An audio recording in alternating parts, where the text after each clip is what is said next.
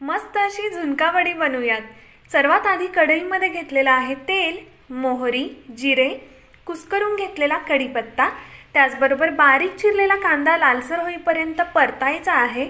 हिंग, हळद, लाल तिखट घालून मस्त असं एकजीव करून घ्यायचं आहे।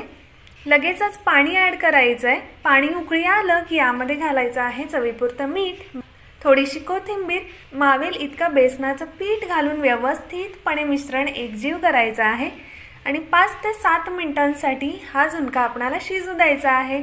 तोपर्यंत एका प्लेटीला आपण लावून घेणार आहोत तेल। हा झुणका छान शिजला की या प्लेटीमध्ये काढून तेल लावलेल्या वाटीच्या सहाय्याने झुणका गरमच थापून घ्यायचा आहे आणि गार्निशिंगसाठी वापरायचे आहेत पांढरे तीळ, ओलं किसलेलं खोबरं आणि थोडीशी कोथिंबीर। थंड झाल्यावर हव्या त्या साईजमध्ये कट करून घ्या आणि रेसिपी आवडल्यास चॅनेलला नक्की सबस्क्राईब करा।